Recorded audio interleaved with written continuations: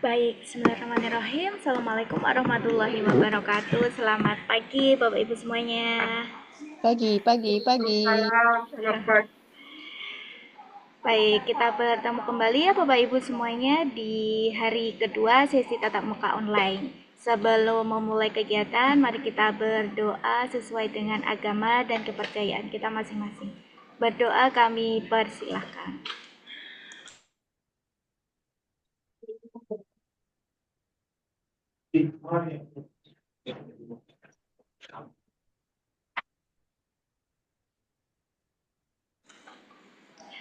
Berdoa selesai. Baik, Bapak Ibu semuanya, di sini karena kita ada dua kelas, silahkan Bapak Ibu semuanya untuk merename ya, rename namanya di depan namanya sesuai dengan kelasnya.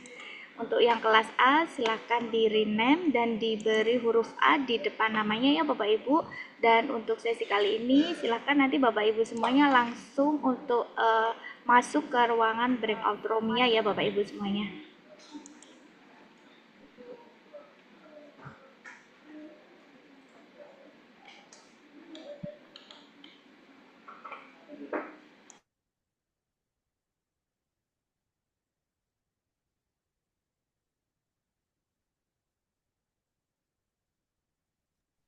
Mohon diarahkan ke Belum, ruang tidurnya, Bu. belum tersedia berikut grupnya, Bu. Iya, baik Pak, sebentar ya.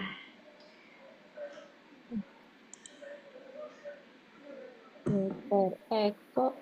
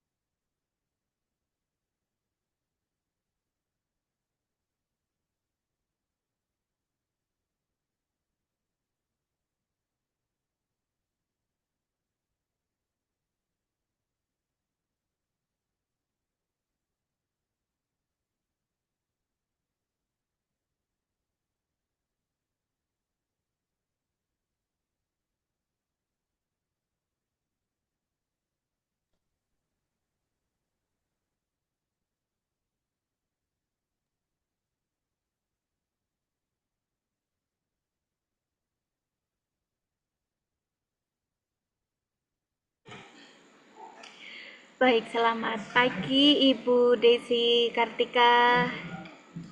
Apakah suara saya sudah terdengar, Ibu izin? Ya, Baik, alhamdulillah. Bagaimana kabarnya Ibu? Sehat Ibu? sehat Mbak. Alhamdulillah. Mbak Erika gimana sehat? Alhamdulillah sehat Ibu. Baik, izin memulai kegiatan ya Ibu. Ya, Baik, bismillahirrahmanirrahim. Assalamualaikum warahmatullahi wabarakatuh. Selamat pagi Bapak Ibu semuanya. Apa kabar Bapak Ibu semuanya di hari yang terakhir tatap muka online ya Bapak Ibu semuanya. Izin Bapak Ibu sebelum mulai kegiatan kita akan ice breaking sebentar ya Bapak Ibu semuanya.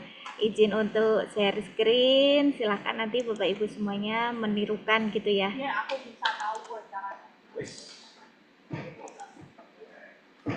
Pakai fitur admin database. Itu kan fitur telatah yang bikin guru hara nasional. Harus dihapus. Baik, silahkan menirukan ya Bapak Ibu semuanya. Ayo kita tirukan. Tangannya harus terlihat ini Bapak Ibu semuanya. Nah, database.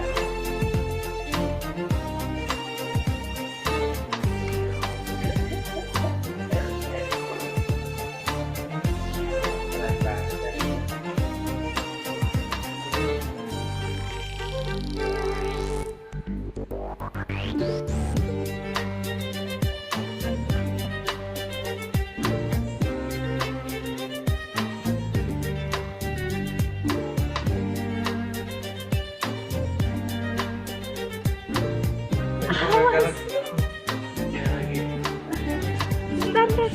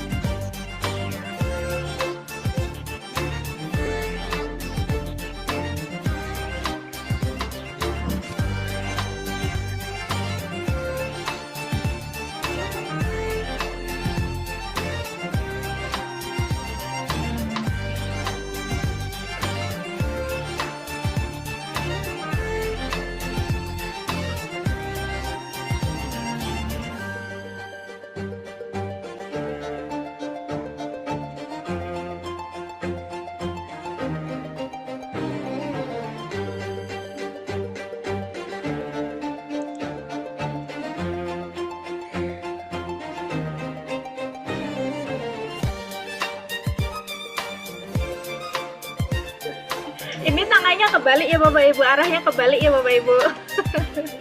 Yang satu ke depan, yang satu ke belakang nih.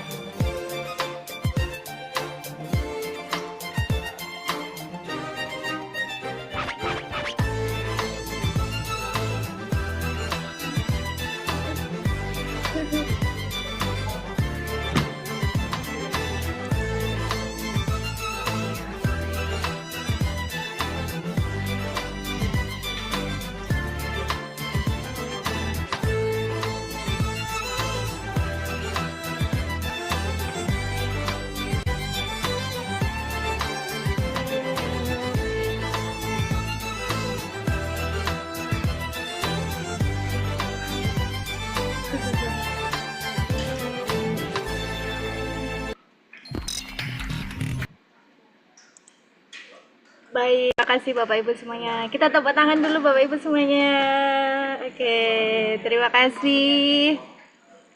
Untuk hari ini kita melanjutkan diskusi gitu ya Bapak Ibu bersama narasumber kita di pagi kali ini, di hari yang terakhir ya Bapak Ibu semuanya. Nanti di hari ini akan ada pemaparan materi tentang pencegahan korupsi, lalu yang di sesi sore pukul 14.45 nanti ada sesi renaksi seperti itu. Di sesi kali ini nanti seperti yang kemarin ya Bapak Ibu, kita untuk melanjutkan pemaparan dan diskusi untuk materi pencegahan, lalu nanti dilanjutkan seperti itu dengan pembahasan untuk soal studi kasus pencegahan korupsi. Untuk kesempatan kali ini kita dibersamai oleh fasilitator kita gitu ya, Ibu Desi Kartika. Beliau merupakan pengelola PBJ ya Bapak Ibu di sini. Jadi beliau merupakan pengelola pengadaan barang dan jasa muda di LKPP yang kebetulan di Direktorat BHU gitu ya. Izin Ibu Desi, untuk para peserta ini merupakan Bapak Ibu yang telah menyelesaikan e-learning dan telah mengerjakan soal studi kasusnya. Untuk Bapak Ibu yang kemarin telah menyelesaikan materi anti korupsi, lalu hari ini dilanjutkan dengan pembahasan materi pencegahan.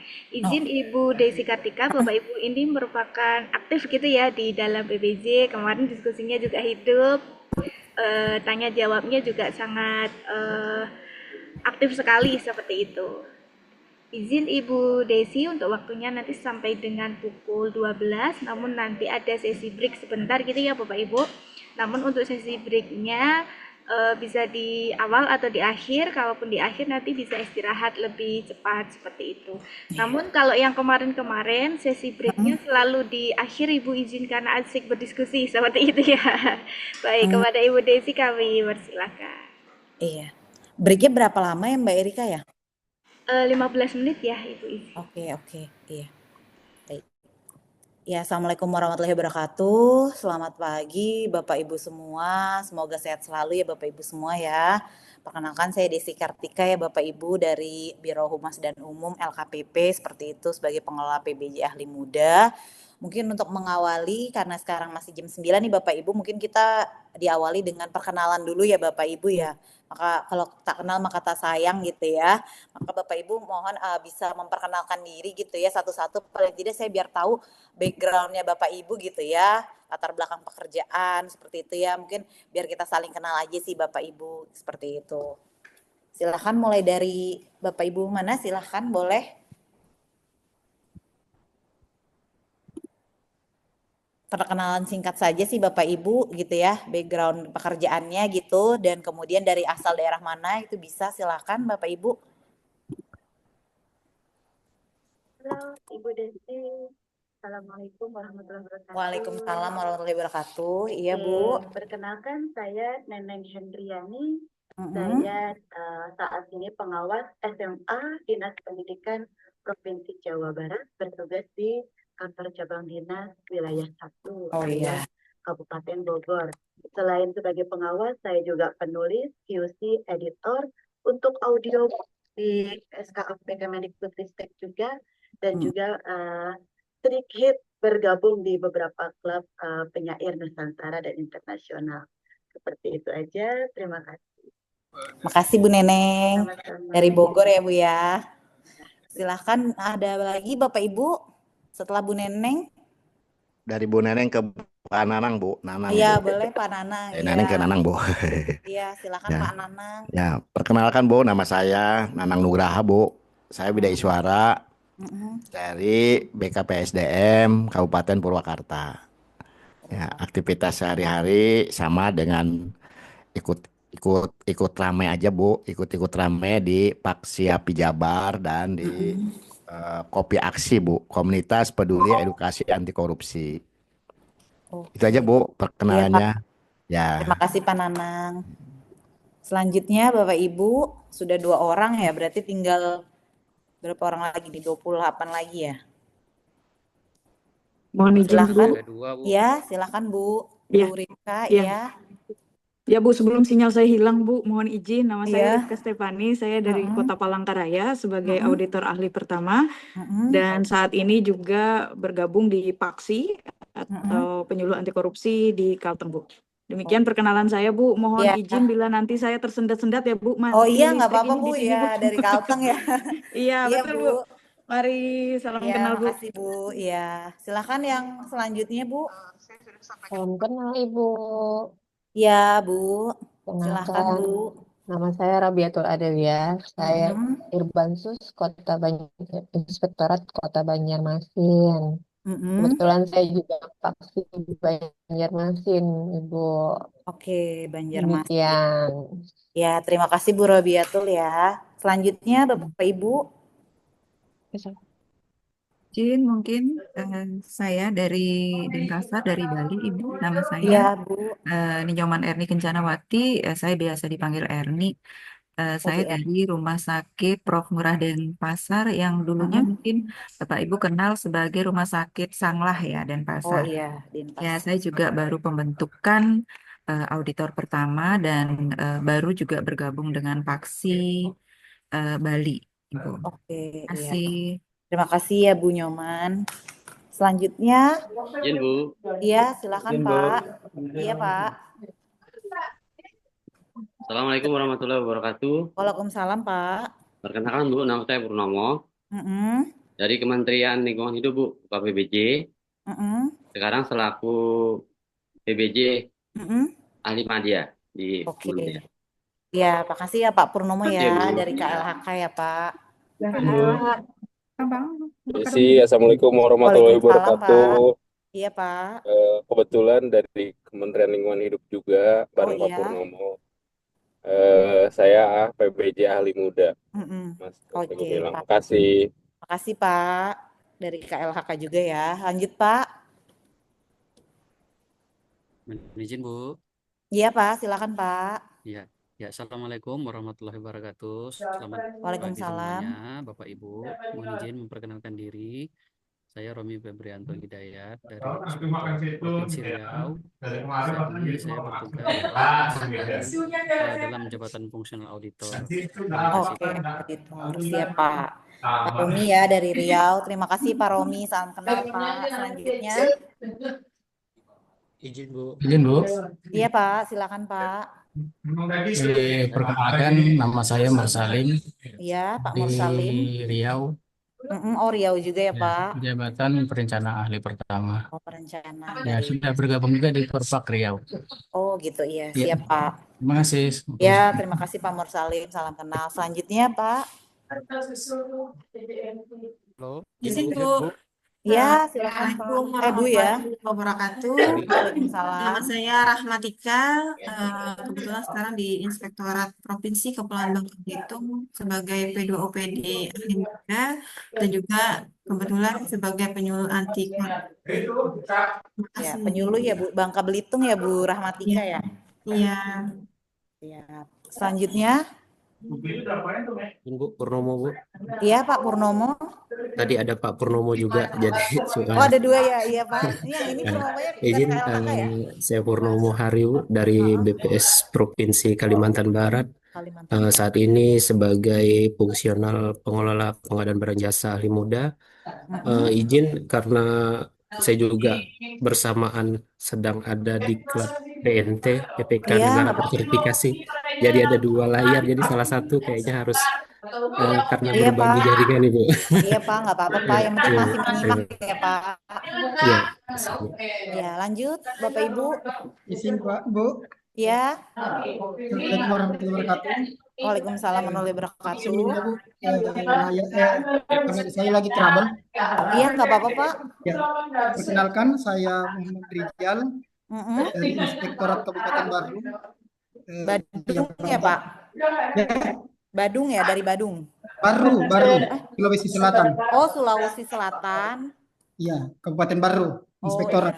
Iya. Dari Inspektorat. Sekarang sebagai auditor ahli pertama sekaligus PPK di kantor. Oke, auditor dan PPK ya Pak ya. Terima kasih Pak Rijal. Selanjutnya Pak. Baik, terima kasih Bu Desi. Bismillahirrahmanirrahim. Assalamualaikum warahmatullahi wabarakatuh. Mohon izin memperkenalkan diri. Iya Pak. Nama saya Rian Sudaryana, Bu, dari Inspektorat Kota Tasikmalaya, jabatan auditor ahli media.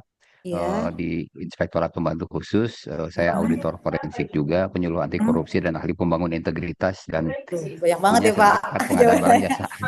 Makasih Bu. Bapak sibuk ya. Terima kasih ya Pak Rian. Ya Bu. Selanjutnya Pak. Bu Dewi. Iya Pak. Ya, perkenalkan, nama saya Sahala Martua Solid. Saya dosen budaya Oh, anti Pak Salah korupsi dosen. Iya, Pak. di Dos- Politeknik Pariwisata NHI Bandung. Oh, Bandung. Iya, Iya, Pak. tapi juga alih fungsi nanti menjadi alih perencana pertama di Oke, perencana juga dan ya, Pak, juga beralih ke perencana.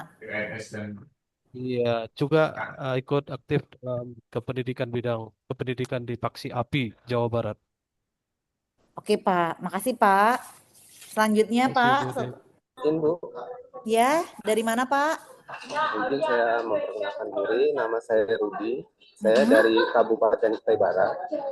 Jabatan saya pengelola PBJ ahli pertama. Pengelola PBJ ahli pertama. Iya. Salam kenal ya, Pak Rudi. Lanjut. Izin Bu, Iya, boleh, Bu. ya. Salam kenal, saya Feranita Sagala. Saya penyuluh anti korupsi juga, dosen di Universitas Pancabudi dan juga arsitek. Oke, lengkap ya, Bu ya. Panggilannya Bu Pera Ya. apa Bu Rita atau Bu Pera, izin Bu Pera? sekalian ngawas anak-anak ujian. Oh iya, nggak sebentar. apa-apa, Bu. Iya, terima kasih ya, Bu. Lanjut. Assalamualaikum Bu Desi. Iya.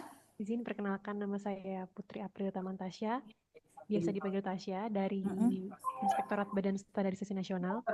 Saat ini saya bekerja sebagai auditor ahli pertama dan juga bergabung ke Paksi Jakarta. Terima kasih. Ya, terima kasih Bu Putri. Lanjut. Assalamualaikum warahmatullahi wabarakatuh. Nama saya Rini Amelia Sari. Saya dari Biro Pengadaan Barang dan Jasa Provinsi Sumatera Barat, Bu. Sumatera Barat. Oke, dari Biro PBJ Sumatera Barat. Selanjutnya. Izin Bu, dari Gunung Kidul Ibu. Oh, Bu Parmiati ya. Iya, dari Gunung Kidul, PBJ Ahli Muda dari Gunung Kidul, Yogyakarta. Salam kenal. Iya, salam kenal ya Bu Parmi ya. Parmiati, oke. Lanjut. Mohon izin Bu. Saya Paramita dari JFPBJ di Kemendikdasmen. Oh, Dikdasmen. Iya, Bu Paramita. Selanjutnya, salam kenal ya Bu Paramita ya. Iya, Bu. Ada lagi yang Bapak Ibu? Iya, silakan. Ya, saya perkenalkan saya Rais Bu dari Kementerian Pendidikan Tinggi, Sains dan Teknologi. Oke. Posisi saya di bagian mesin Bu. Selatan. Oke, siap Pak. Salam kenal ya Pak. Lanjut, siapa dengan Pak Nanang ya? Atau Bu siapa nih? Izin Bu, perkenalkan saya Nanang Suryana dari Inspektorat Kabupaten Bogor Bu, Auditor Muda Inspektorat. Oke. Terima kasih Bu. Iya Pak Nanang, terima kasih Pak. Selanjutnya. Yang belum siapa lagi ya? Udah semua ya Bapak Ibu ya? Bu Rosa ya? Ya, Oke, silakan Bu Rosalia. Baik, selamat pagi Ibu. Salam kenal dan salam Pancasila untuk kita semua. Saya Rosalia dari BPS Provinsi Nusa Tenggara Timur, Bu. Saya pengelola PBJ Ahli Muda. Terima kasih Ibu. Makasih ya Bu Rosalia, salam kenal. Selanjutnya. Izin Bu. Ya, silakan Pak Mukhlis ya. Ya Bu, Assalamualaikum warahmatullahi wabarakatuh. Waalaikumsalam Pak. Perkenalkan, nama saya Mukhlis. Saya dari Kabupaten Utara, Provinsi Sulawesi Selatan. Ini saya sebagai fungsional pengadaan barang dan jasa ahli pertama. Oke, pengelola PBJ ya Pak. Salam kenal ya Pak Mukhlis. Selanjutnya, apakah masih ada yang belum? Ya Pak Nufus, ya silakan Pak. Perkenalkan Bu, nama saya Muhammad Nufus Rahmatullah Bu, dari Kemenkes. Poltekkes Kemenkes Riau. Iya Bu. Siap. Makasih Pak. Salam kenal. Ada lagi Bapak Ibu yang belum memperkenalkan diri? Ada. Iya, boleh Pak. Ya, perkenalkan saya Panggi Bu dari Inspektorat. Iya Pak Panggi. Dari Inspektorat Kulon Progo. Auditor Muda. Oke, Auditor Iya. Muda Kulon Progo ya Pak. Iya Bu. Terima kasih ya Pak. Salam kenal ya Pak. Pak Panggi. Lanjut. Bu Nyimas, silakan Bu Nyimas ya. Assalamualaikum warahmatullahi wabarakatuh. Waalaikumsalam warahmatullahi wabarakatuh. Silakan, Nama Bu. saya Nima Sobria. Saya JFT ahli muda dari UKPBJ Kota Jambi. Oke. Kota Jambi, pengelola PBJ ya Bu ya. Terima kasih Bu. Ya. Salam kenal Bu Nyimas Sobria. Selanjutnya Bapak Ibu, ada lagi yang belum? Sudah semua ya Bapak Ibu ya?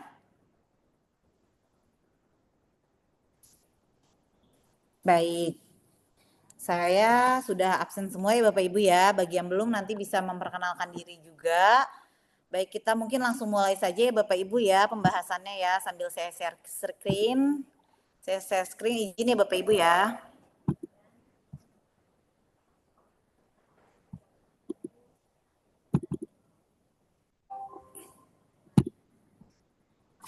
Apakah sudah terlihat ya Bapak Ibu? Mbak Erika, paparannya sudah terlihat belum ya? Sudah terlihat. Oh ya, sudah terlihat ya Bapak Ibu ya. Jadi memang materi untuk pagi ya sampai nanti siang kita akan membahas terkait pencegahan korupsi pengadaan barang jasa pemerintah. Jadi lebih fokus bagaimana cara pencegahan korupsinya gitu ya Bapak Ibu ya. Nah, materi besarnya itu ada 3 ini sih Bapak Ibu terkait pencegahan korupsi pengadaan. Jadi terkait korupsinya, jadi tentang materi korupsi dalam pengadaannya gitu ya. Kemudian nanti manajemen resikonya seperti itu. Bentar, saya sambil juga ada 2 rapat. Ya, kemudian manajemen risiko dalam pengadaan barang jasa gitu ya, yang terkait pencegahan korupsi. Nah, kemudian yang ketiga adalah peran pemangku kepentingan gitu ya dalam pencegahan korupsi pengadaan barang jasa. Nanti masing-masing dari 3 ini ada sub-subnya lagi Bapak Ibu. Jadi Bapak Ibu silakan mungkin bisa nyiapkan kopi, teh gitu ya, cemilan sambil mendengarkan saya gitu pun kalau mau bertanya langsung gitu ya, kita bisa langsung sesi tanya jawab juga nggak apa-apa, nanti tinggal Bapak Ibu raise hand saja seperti itu ya. Nah, untuk korupsi dalam pengadaan barang jasa pemerintah ini ada 8 submaterinya gitu ya Bapak Ibu ya dari segi korupsi dalam pengadaan.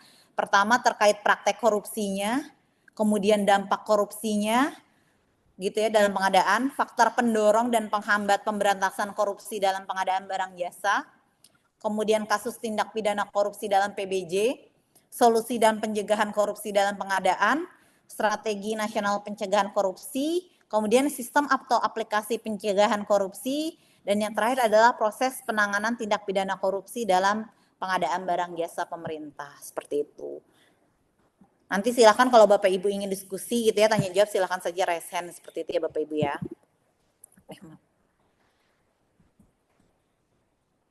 Nah, kita mulai dari yang pertama ya Bapak Ibu ya terkait praktek korupsi dalam pengadaan barang jasa. Jadi kalau definisinya dari Kaufman gitu ya di OECD 2007 gitu ya, pengadaan barang dan jasa merupakan aktivitas yang dianggap paling rentan terhadap korupsi. Dalam hal ini terjadi dimanapun di seluruh dunia. Jadi kalau berdasarkan kajian gitu ya, studi OECD, jadi memang korupsi ini nggak terjadi hanya di Indonesia gitu ya Bapak Ibu, terutama untuk korupsi pengadaan barang jasa ternyata juga itu jadi yang paling rentan gitu ya, terjadi di seluruh dunia, di hampir berbagai wilayah negara gitu ya, mau di Eropa, di Asia gitu ya, jadi memang ini adalah sektor yang paling rentan gitu untuk terjadinya korupsi. Nah, sumber-sumber potensialnya itu kenapa sih jadi paling rentan nih PBJ? Pertama dilihat dari proyek pembangunan fisik gitu ya. Nah, proyek pembangunan fisik kan kalau di pengadaan barang jasa kan maksudnya pekerjaan konstruksi. Nah, itu biasanya sumbernya tuh di situ tuh untuk pekerjaan-pekerjaan konstruksi ya entah kualitasnya tidak sesuai gitu ya dengan perencanaan dan sebagainya, termasuk proyek-proyek fiktif seperti itu ya untuk pekerjaan konstruksi. Makanya itu di nomor 1 sumber potensinya kenapa korupsi PBJ itu rentan ya, salah satunya adalah dari proyek pembangunan fisik seperti itu. Yang kedua adalah proyek pengadaan barang gitu ya. Nah, ini pengadaan barang misalnya contoh mungkin pengadaan korupsi BTS gitu ya, atau misalnya pupuk gitu ya, Bapak Ibu mungkin tahu ya. Nah, itu kan kebanyakan adalah proyek pengadaan barang gitu ya. Kemudian yang ketiga adalah bea dan cukai seperti itu. Nah, kalau bea cukai sama perpajakan itu lebih ke arah pendapatan negara gitu ya, yang sering dikorupsi ya, Bapak Ibu. Nah, tapi tetap itu kalah kalau dari segi urutan gitu ya, tetap di nomor atas, nomor 2 adalah proyek pengadaan barang. Walaupun yang proyek pembangunan fisik juga mungkin salah satunya sumbernya juga dari pekerjaan konstruksi itu yang ada di pengadaan barang jasa pemerintah gitu ya. Nah, tadi bea dan cukai perpajakan ya, jadi dari sisi pendapatan negara aja juga dikorupsi gitu ya. Jadi kalau pengadaan barang itu lebih ke arah spending gitu ya, government spending. Nah, kalau bea cukai dan perpajakan lebih ke arah tadi pemasukannya gitu ya. Nah, kemudian pemberian izin usaha nih, Bapak Ibu. Jadi kalau dulu mengurus izin usaha gitu atau pemberian bea impor atau misalnya terkait kuota impor, nah itu juga sering terjadi kasus korupsi di situ dan juga kredit perbankan. Nah, korupsinya terjadi pada kegiatan yang berkisar pada kualitas, harga dan komisi. Itu menurut Laksamana Sudomo, mantan ketua OPSTIP, operasi tertib gitu ya Bapak Ibu ya di zaman dulu. Jadi si operasi tertib ini kan ada ketua, nah itu Laksamana Sudomo ini waktu zamannya Orde Baru. Nah itu sudah ada nih sumber potensi. Jadi sejak dulu tuh sebenarnya korupsi PBJ itu udah merupakan salah satu nih Bapak Ibu dari yang paling rentan untuk terjadinya korupsi. Tidak hanya di Indonesia tapi juga di negara lain gitu ya Bapak Ibu ya. Nah berdasarkan kajian KPK ya Bapak Ibu di tahun 2024, ini terlihat ya Bapak Ibu ya. Jadi ini kajiannya itu sudah dimulai dari data dari 2004 sampai dengan 2023 ya Bapak Ibu ya. Jadi rentangnya cukup jauh ya. Jadi kalau data tuh istilahnya time series-nya sudah cukup panjang gitu ya. Di mana PBJ atau keuangan negara ini yang biru ini ya Bapak Ibu ya, itu ada di nomor 2 ya. Tertinggi pertama itu gratifikasi atau penyuapan. Walaupun bisa saja ya gratifikasi atau penyuapan ini juga adalah bagian dari gratifikasi atau penyuapan di bidang pengadaan barang jasa gitu ya Bapak Ibu ya. Nah kita bisa lihat dia semakin naik gitu ya di sekitar tahun 2018 gitu ya. Nah ini mungkin nanti Bapak Ibu bisa cari tahu nih kenapa kok tiba-tiba dia bisa meningkat tajam gitu ya di tahun 2018. Apakah memang ketika zaman 2018 tuh KPK lagi gencar gitu ya untuk menangani kasus korupsi, tapi kemudian akhirnya dari 2018 yang peak itu akhirnya turun tuh gitu ya di angka sekitar 50 kasus lagi gitu ya di 2020. Nah ini mungkin nanti Bapak Ibu kalau mau kajian bisa nih, mungkin mau ada penelitian gitu ya kenapa di tahun 2018 naik gitu ya. Nah mungkin yang agak bisa jadi perhatian juga adalah ketika di tahun 2022 gitu ya, kasus gratifikasi atau penyuapan naik, tapi justru di PBJ menurun gitu ya. Atau jangan-jangan tadi yang kasusnya PBJ turun, tapi sebenarnya itu adalah gratifikasi yang PBJ juga gitu ya, bisa aja gitu ya. Nanti Bapak Ibu mungkin bisa nih menggali kenapa ketika di gratifikasi naik, tapi di kasus PBJ-nya atau keuangan negaranya jadi turun gitu ya. Walaupun nanti akhirnya bertemu kembali nih. Jadi yang satunya ketika PBJ-nya naik, gratifikasinya turun gitu ya. Apa ini ada hubungan atau tidak? Nah ini kan bisa dilihat ya Bapak Ibu ya, seperti itu. Tapi biasanya sih gratifikasi atau penyuapan juga kadang-kadang ada unsur dari PBJ atau keuangan negaranya gitu ya Bapak Ibu. Nah perkara tipikor di bidang PBJ atau keuangan negara ada di peringkat kedua setelah gratifikasi atau penyuapan gitu ya. Dan kasus tipikor yang ditangani KPK ini periodenya dari 2004 sampai dengan 2023 dan paling banyak itu di Pemda, baik itu pemerintah provinsi maupun di kabupaten kota gitu ya. Setahu saya paling banyak itu kabupaten kota ya Bapak Ibu 40%, nah sisanya 13%-nya di provinsi. Kemungkinan kan karena jumlah kabupaten kotanya juga kan pasti lebih banyak ya dibandingkan provinsi gitu ya Bapak Ibu ya. Nah berarti kan paling tidak sudah lebih dari 50% nih itu dari kasus PBJ-nya yang ada di Pemda gitu ya. Selebihnya dari kementerian lembaga gitu ya, BUMN, BUMD gitu ya.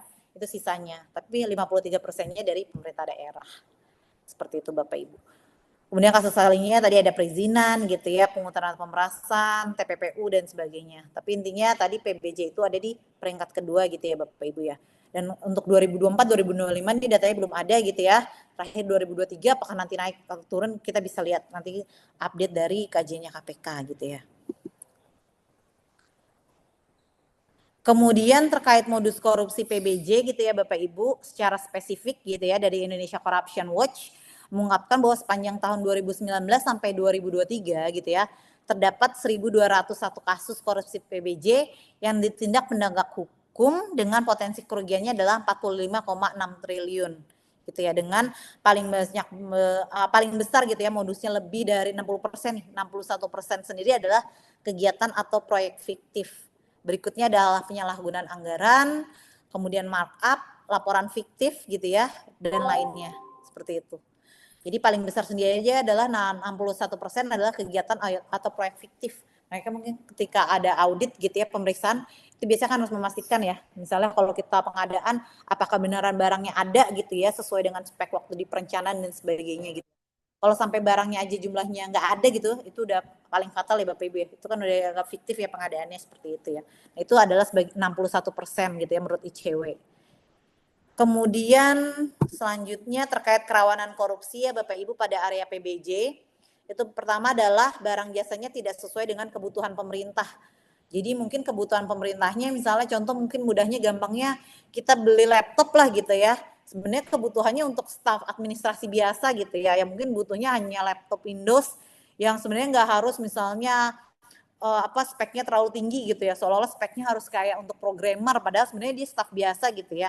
Ya mungkin harusnya laptop Windows yang mungkin PDN gitu kan banyak gitu ya kalau untuk staf administrasi, kecuali mungkin dia harus develop sistem gitu ya, programmer dan sebagainya. Nah itu dari situ saja bisa ada potensi ya, barang jasanya sudah tidak sesuai kebutuhan gitu ya Bapak Ibu. Itu dari segi yang pertama. Yang kedua adalah markup harga satuan seperti itu ya. Jadi kalau markup harga satuan sendiri itu dilihat dari harganya. Jadi mungkin untuk barang tersebut sebenarnya tadi misalnya laptop ya saya contohkan. Jadi laptop sendiri misalnya mungkin harganya di pasaran gitu ya. Misalnya nggak sampai 10 juta, tapi tadi karena ada potensi misalnya dia belinya di katalog, istilahnya kalau Bapak Ibu sering dengar ada ongkos klik gitu ya. Nah ongkos klik itu misalnya itu akan sama penyedia, akhirnya kan dia akan memarkup harga untuk menutup tadi ya ongkos klik yang oleh si PPK gitu ya. Misalnya itu contohnya saja gitu ya. Nomor 3 adalah penentuan pemenang telah ditentukan di awal sebelum tender dilakukan. Jadi istilahnya sudah bagi-bagi kue gitu ya sebelum tender dilakukan gitu ya. Jadi istilahnya sudah diatur nih bahkan sebelum tender itu dimulai gitu. Bahkan sejak perencanaan anggaran mungkin ya bahkan jadi bagaimana anggaran itu disetting gitu ya supaya nanti misalnya dilakukan tender pun ya sudah tahu nih bahwa pemenangnya akan ABC gitu ya. Misalnya dibagi nih wilayah-wilayahnya misalnya wilayah zona A, B, C itu siapa gitu ya D, E, F dan sebagainya gitu ya Bapak Ibu. Kemudian pemecahan paket tadi bisa aja pemecahan paketnya pertama untuk menghindari lelang jadi di bawah 200 juta gitu ya akhirnya pengadaan langsung gitu ya pengadaan langsung gitu ya walaupun mungkin memang secara efektivitas efisiensi harusnya misalnya bisa dilakukan oleh satu tapi karena dia tadi untuk menghindari tender misalnya dipecah atau sebenarnya dipecah paket tapi walaupun tetap tender ya misalnya dia akhirnya memecah paket tadi menjadi beberapa zona wilayah gitu ya Bapak Ibu ya. Tapi sebenarnya di atas 200 juta tetap tender, tapi tadi akhirnya nyambung ke nomor 3 tuh, di mana tadi pemenangnya sudah ditentukan nih, walaupun tender, tapi akhirnya tadi misalnya tendernya itemized ya, di mana bisa ditetapkan pemenang untuk beberapa lokasi gitu ya Bapak Ibu ya.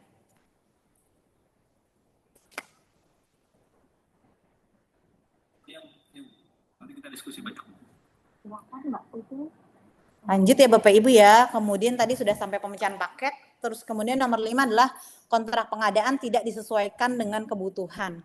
Jadi misalnya tadi ini nyambung ke yang nomor 1 ya Bapak Ibu ya, jadi ketika barang jasanya tadi tidak sesuai, nanti juga ngarah ke kontrak gitu ya, misalnya kontraknya akhirnya tidak sesuai kebutuhan gitu ya, misalnya contohnya sebenarnya kontraknya kita harusnya harga satuan, akhirnya yang dipilih adalah lamsam gitu ya, dimana kalau lamsam kan semua risiko gitu ya, ditanggung oleh penyedia gitu ya. Kemudian kalau harga satuan sebenarnya kan harusnya lebih rigid gitu ya Bapak Ibu ya, termasuk misalnya hak dan kewajiban para pihaknya gitu ya. Kemudian mitigasi resikonya nih termasuk sanksi gitu ya. Ketika kontrak pengadaan barang jasanya tadi nggak sesuai kebutuhan gitu ya. Misalnya tadi harusnya harga satuan, kemudian harusnya misalnya ada termin dan sebagainya gitu ya. Termasuk misalnya ada termin progres pembayaran, progres laporan pekerjaan dan sebagainya, misalnya itu nggak sesuai, nah itu nanti juga akan mengarah tuh Bapak Ibu gitu ya. Kemudian barang jasa yang diperoleh dari hasil kegiatan pengadaan tidak sesuai dengan spek yang telah direncanakan. Jadi barang jasanya yang tadi misalnya kita terima gitu ya, ternyata tidak sesuai nih sama spek yang sudah kita rencanakan di awal. Misalnya Bapak Ibu, tadi saya sampaikan di katalog ya, Bapak Ibu kan punya dokumen persiapan purchasing ya, termasuk salah satunya adalah dokumen spek. Ternyata barang yang diterima gitu ya tidak sesuai dengan spek yang ada di dokumen spek gitu ya. Nah itu kan nanti akan misalnya ada pemeriksaan itu kan dicek ini ketika spek awal dengan barang yang tiba itu kan sesuai atau tidak gitu ya Bapak Ibu ya, seperti itu.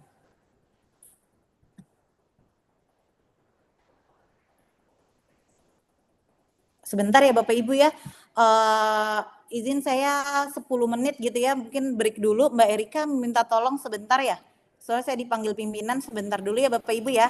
Kita akan bahas dampak korupsi. Mungkin nanti Bapak Ibu bisa sharing diskusi ya pendapat nanti Bapak Ibu terkait dampak korupsi. Saya izin ini dulu ya Bapak Ibu ya. Kepimpinan 10 menit ya Bapak Ibu ya, kita break ya. Siap, Ibu. Baik, Ibu. Iya, terima kasih Bapak Ibu. Mohon maaf karena saya double meeting ya Bapak Ibu ya. Yang saya hormati Bu Dita Novianti, Direktur Prodistar, Bapak Ibu sekalian.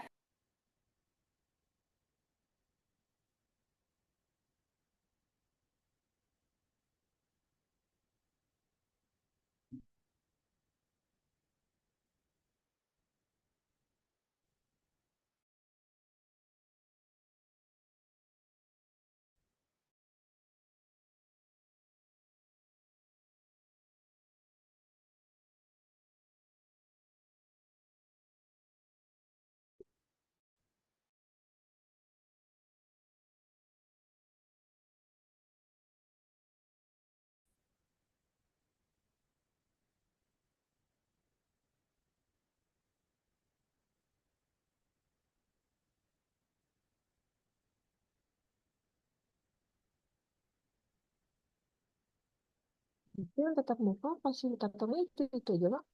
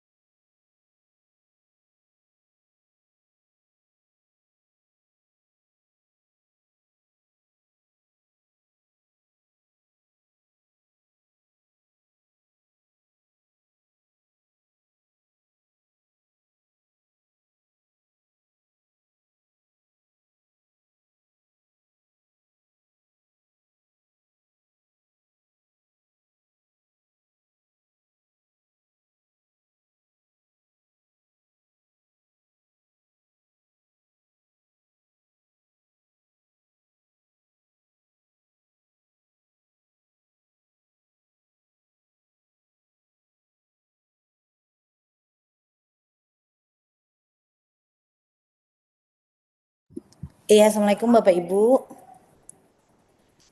Mbak Erika, ini udah 10 menit ya belum ya? Apa 15 menit ya? 3 Silahkan. menit lagi ya Ibu. Oh, 3 menit lagi, iya boleh. Silahkan Bapak Ibu ya, masih ada waktu. Mohon maaf ya, tadi Bapak Ibu saya masih ada tempat lain, tapi insya Allah saya setelah ini sudah fokus sih Bapak Ibu. Silahkan, masih ada waktu Bapak Ibu, 3 menit lagi, monggo. Tapi Bu Parmiati mau ada pertanyaan ya Bu? Ibu Resen ya, Bu Parmi, ada yang mau ditanyakan Bu?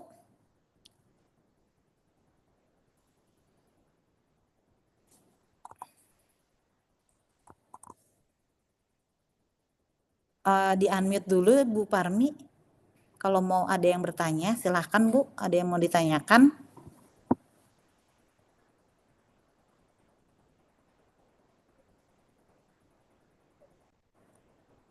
Iya, gimana Bu?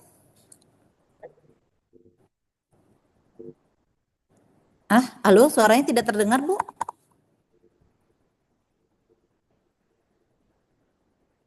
Aduh, nggak kedengeran ya Bu. Ya mungkin nanti bisa lewat chat Zoom juga boleh ya Bu ya. Mungkin saya lanjutkan lagi ya Bapak Ibu ya. Atau masih ada berapa menit lagi Mbak Erika ya?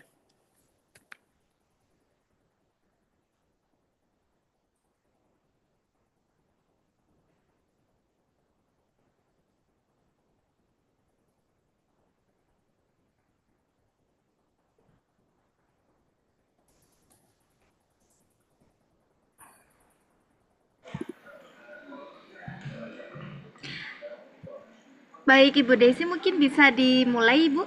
Baik, saya mau lanjutkan lagi ya Bapak Ibu.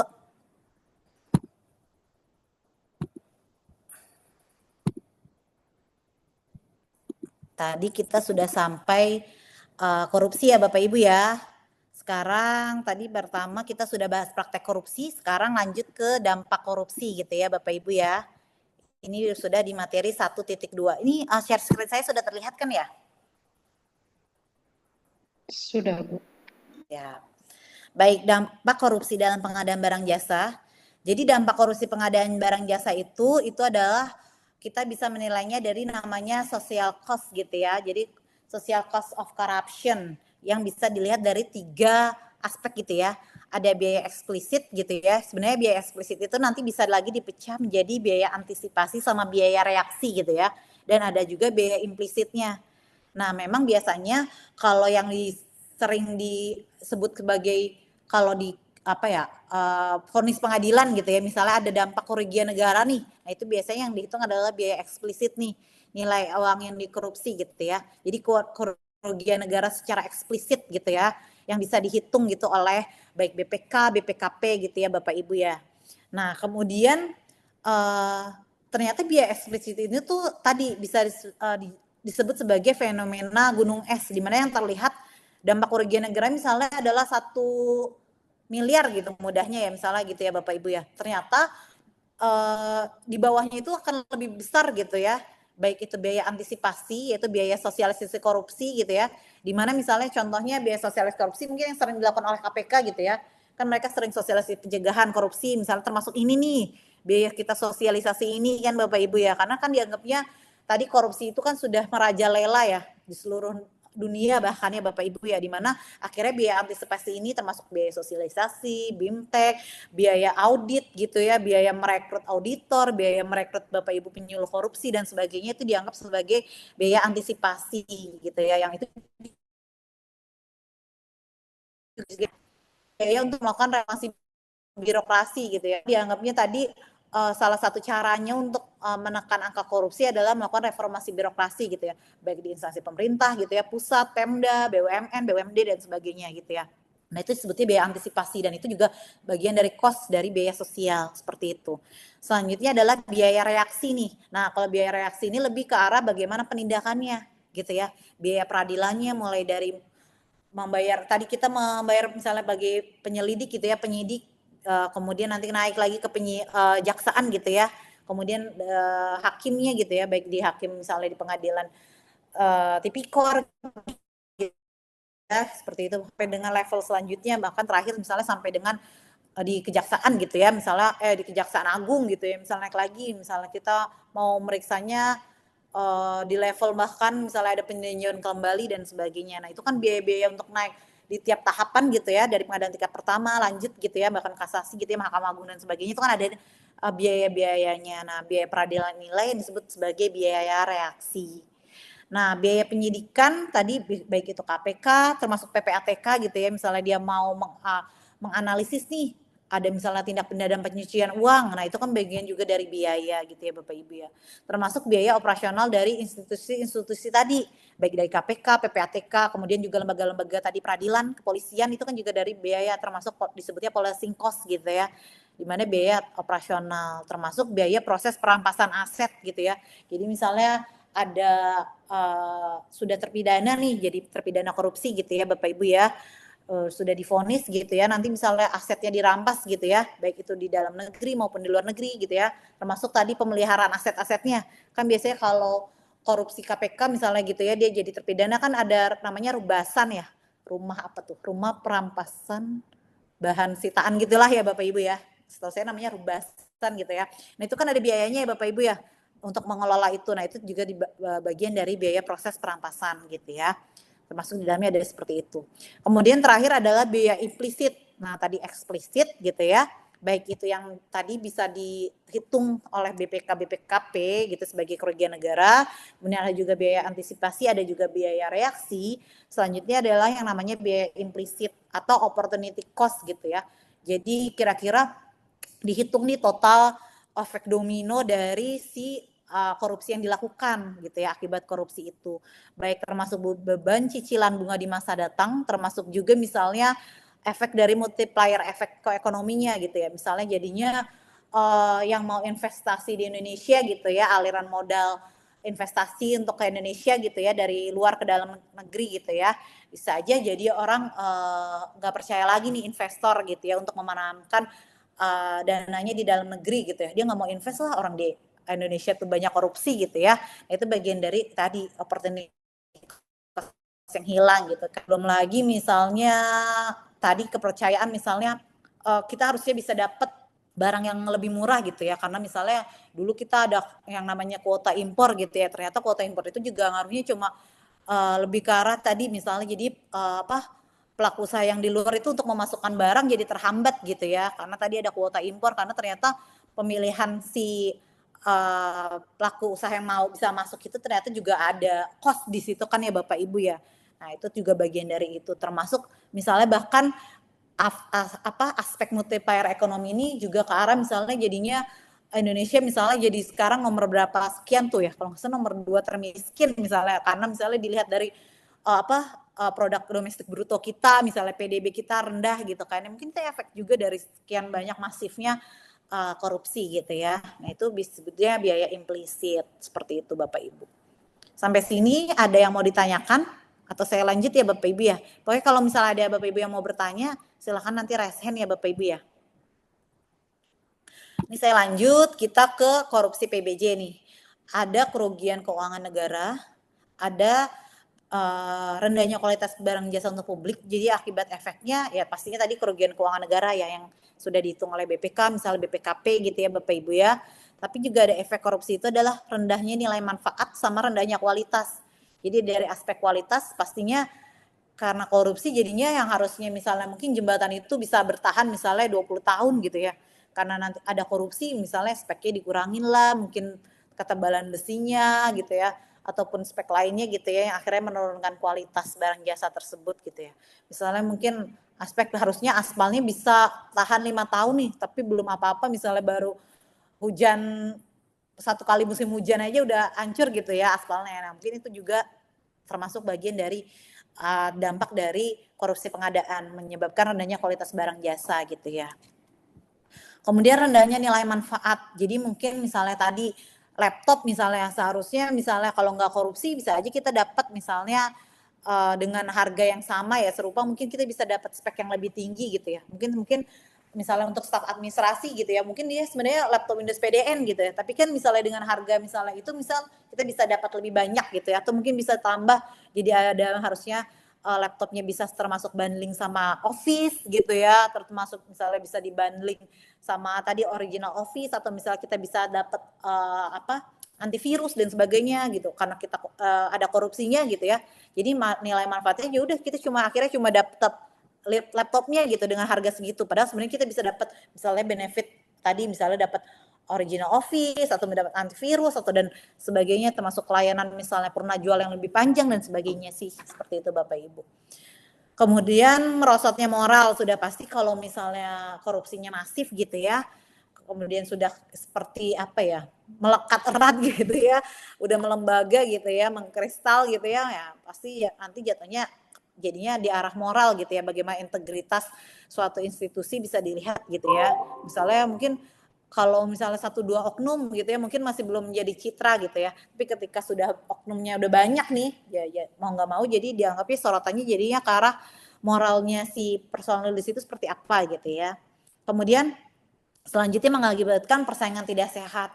Jadi ketika tadi ada korupsi, kemungkinannya kan paling besar tadi misalnya ada persekongkolan, baik itu persekongkolannya horizontal gitu ya, vertikal gitu ya, bahkan horizontal dan vertikal gitu ya. Misalnya dalam suatu tender ternyata udah ada tadi nih istilahnya persekongkolan di antara para peserta tender gitu ya, atau bahkan persekongkolan antara si Pokja dengan salah satu peserta tender. Nah itu kan dimungkinkan ya, itu kan menyebabkan persaingan tidak sehat ya Bapak Ibu ya, entah jadinya kompetisinya tadi nggak ada kompetisi gitu ya, termasuk juga nanti jadinya penyedia juga nggak ada effort untuk tadi dia naik kelas gitu ya, termasuk tadi memberikan kinerjanya yang terbaik gitu ya, karena udah pasti dia istilahnya dari awal dia udah tahu nih saya bakal dapet tender ini gitu ya, jadi dia tidak perlu ya tadi ya, kenapa jadi penyedia kita mungkin kualitasnya nggak sebagus itu ya, karena memang mereka tidak ada effort gitu ya, atau keinginan untuk tadi memperbaiki atau meningkatkan kualitas gitu ya.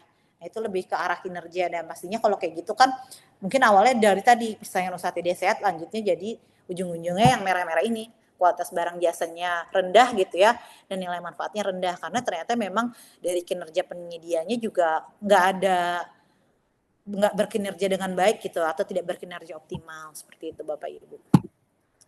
Kemudian materi berikutnya adalah terkait faktor pendorong dan penghambat pemberantasan korupsi gitu ya. Nah, faktor pendorong pemberantasan korupsi ini adalah pertama ada 5 aspek sih Bapak Ibu ya.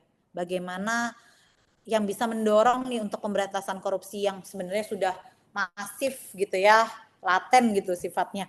Ya pertama adalah kepemimpinan manajemen yang kuat, di mana ketika misalnya leadernya memang tadi ya berintegritas gitu ya, bisa menjadi teladan gitu ya. Contoh ketika kalau Pak Presiden Prabowo bilangnya kalau ikan tuh kan busuk mulai dari kepalanya gitu ya. Jadi kalau kepalanya sudah buruk ya selanjutnya gitu ya, sampai bahkan ekornya gitu ya, istilahnya sampai jajaran di bawahnya juga akan seperti itu gitu ya.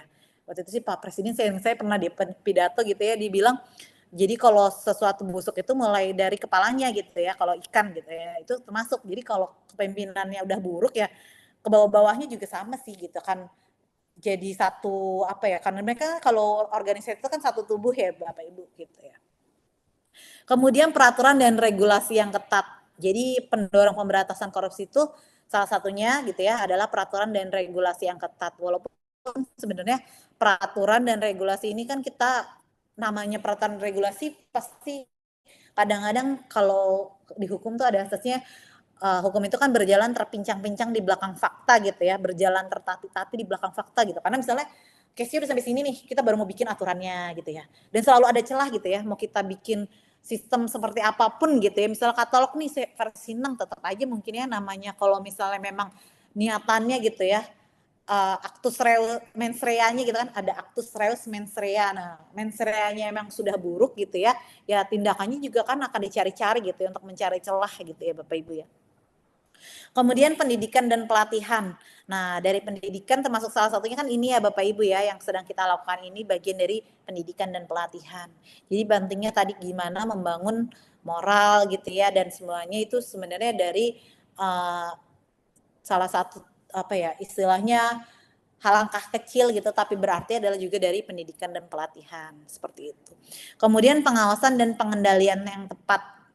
Nah, dan ini mungkin dari sisi tadi ya monitoring gitu ya, auditor. Mungkin kalau saya gampangnya lah katalog nih versi 6 gitu ya. Versi 5 kemarin juga sudah ada ya akun auditor gitu ya untuk memantau di dalam sistem. Jadi auditor diberikan akses untuk bisa mengakses langsung nih aplikasi katalog gitu ya, bisa melihat data transaksi.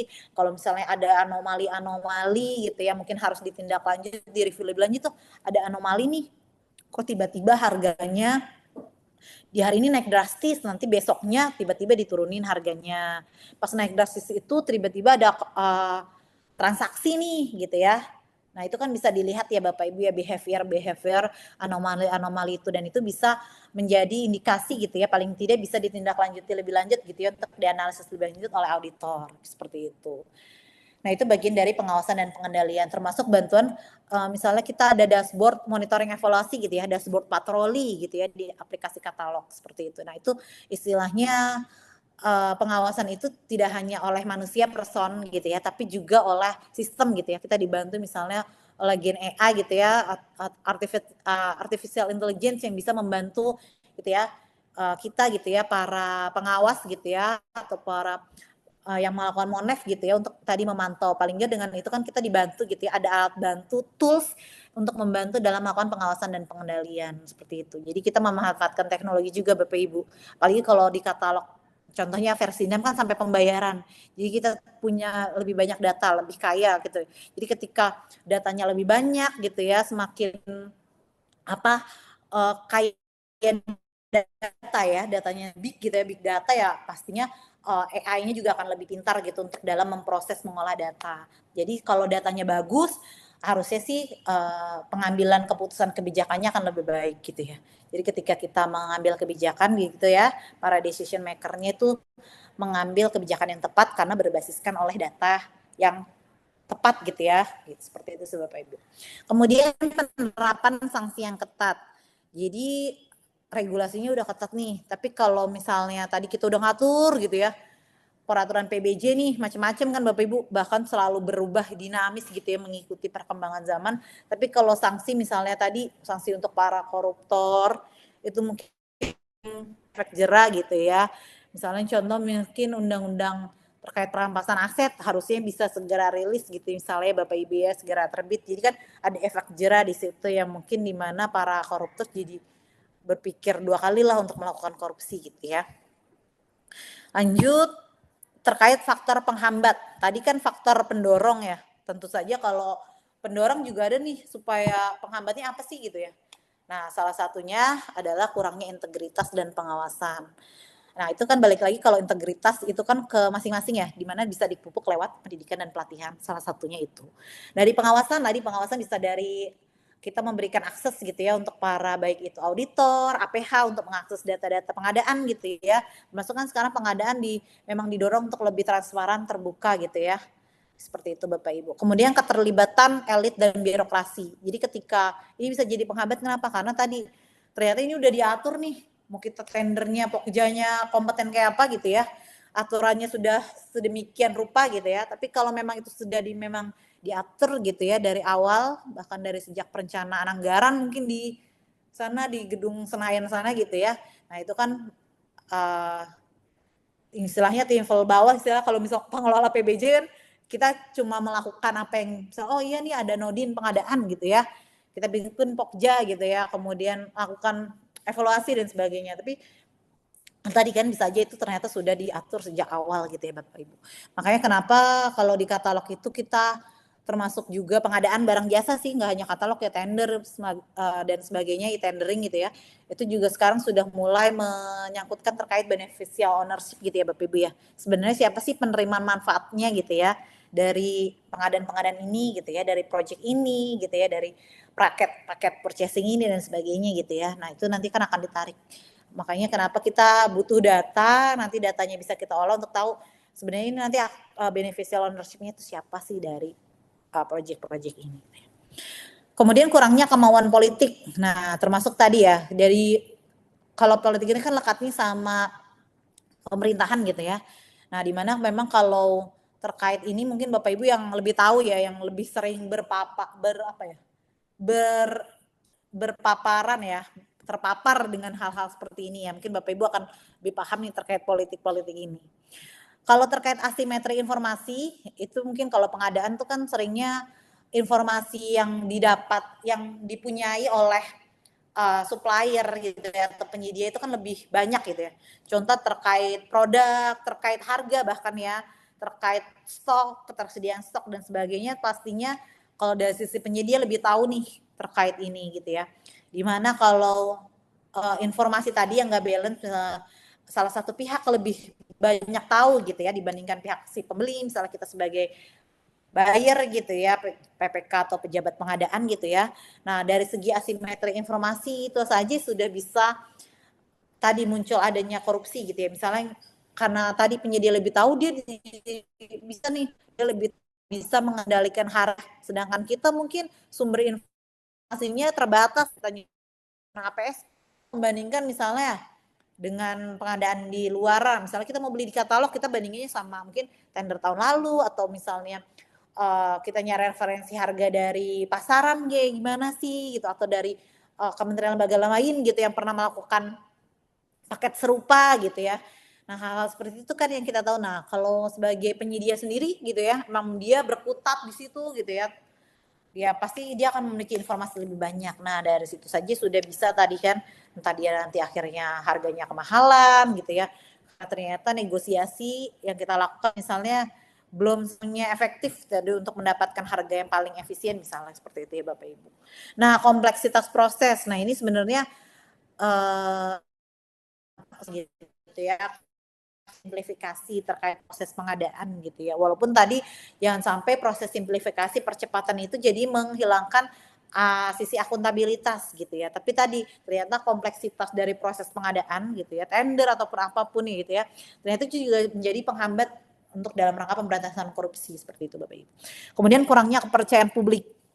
Jadi kalau misalnya publiknya saja sudah kayak pesimis gitu ya terkait misalnya pengadaan gitu ya, atau misalnya korupsi mah udah dianggap ya emang gitulah kayak gitu ya, misalnya pemerintah memang korupsi gitu misalnya, contoh gitu ya, udah hal biasa gitu ya. Nah itu mungkin kita perlu ada tadi ya, bagian dari penyuluhan korupsi termasuk tadi ya, bagaimana civil society ini gitu ya, itu juga bisa membantu kita gitu ya untuk tadi juga melakukan sisi dari pencegahan korupsi gitu ya Bapak Ibu.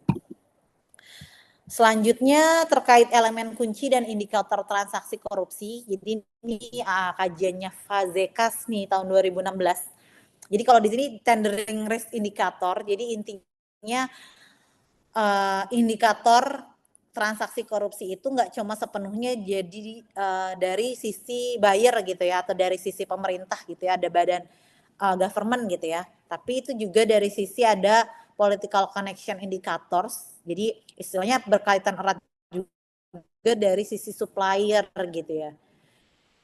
Jadi korupsi yang terjadi itu tidak hanya sebenarnya sepenuhnya cuma dari badan pemerintah, tapi bisa aja juga dari sisi supplier dan juga hubungan terkait politis gitu ya Bapak Ibu. Biasanya erat kaitannya seperti itu. Jadi nggak mungkin rata-rata korupsi itu ya tadi ada kaitannya juga dengan supplier dan dari sisi politik gitu ya. Di mana korupsi yang terjadi dalam pengadaan publik seringkali merupakan korupsi besar yang terorganisir yang menguntungkan kelompok tertentu. Jadi istilahnya tadi udah dikuasai lah gitu ya oleh tertentu gitu ya, entah tadi akhirnya bagi-bagi kue gitu ya, seperti itu ya. Padahal sebenarnya misalnya kita mau ada, kan biasanya pelaku usaha tuh banyak yang asosiasi ya, ada asosiasi industri ini, asosiasi industri itu, asosiasi pengusaha ini dan itu. Sebenarnya kan asosiasi itu harusnya berdampak positif, tapi mungkin ya seperti itu ya Bapak Ibu. Tapi gimana kita tadi ya dari sisi tadi regulasi, personil, dan dari sistem monitoring pengawasan, nah itu juga harus diperkuat gitu ya Bapak Ibu ya. Ini terkait materi lanjut ke kasus tindak pidana korupsi gitu ya. Ini masih di bagian nomor 1 tapi udah di sesi 4 ya Bapak Ibu ya. Terkait kasus tindak pidana korupsi.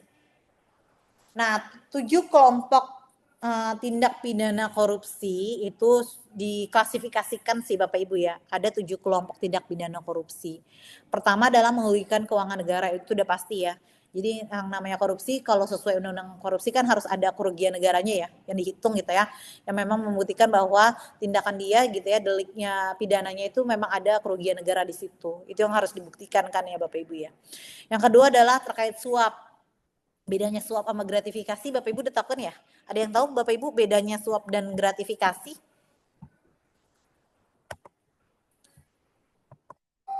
Mungkin ada yang tahu, Bapak Ibu boleh tunjuk tangan. Yang tahu bedanya suap dan gratifikasi Bapak Ibu? Saya Bu. Boleh, Suap ada silakan Bu. suap ada kesepakatan. Kemudian yang aktif dua belah pihak. Kalau gratifikasi tidak kesepakatan, yang aktif dari masyarakatnya, yang pejabat publiknya. Iya, betul Bu. Ini Bu siapa ya tadi ya Bu? Yang jawab? Bu Pera. Oh, Pera. Bu Iya benar Pera. Bu Pera.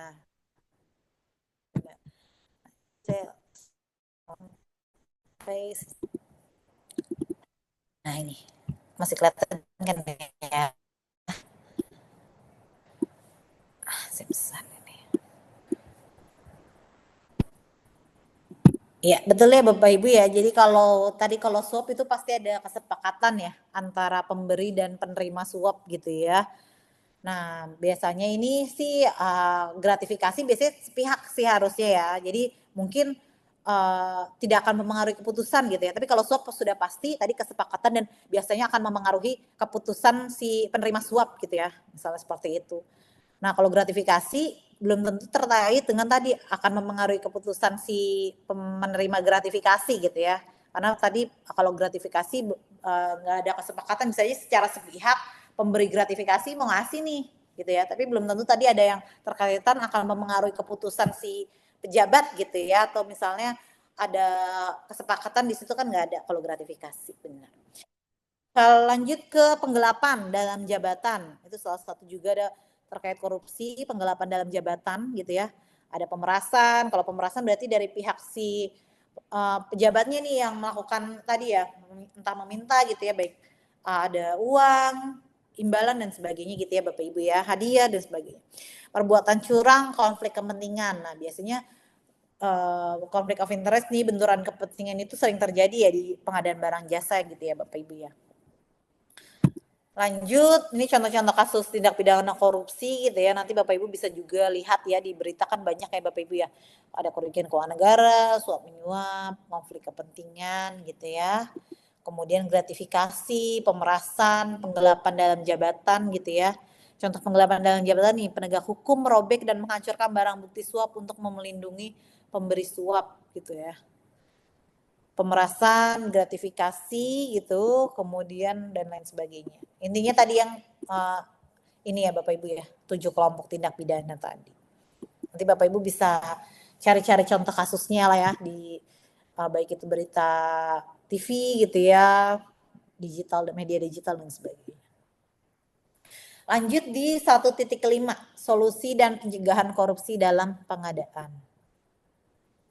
Nah di sini KPK gitu ya, ini bersama dengan BPKP, Kemendagri ada yang namanya program namanya MCP, Monitoring Center for Prevention. Di mana mungkin setahu saya ini namanya Jaga ID ya. Jadi ini kalau nggak salah bentuk di websitenya sih jaga.id gitu ya. Mungkin Bapak Ibu lebih tahu, nanti mungkin bisa sharing ya terkait MCP ini.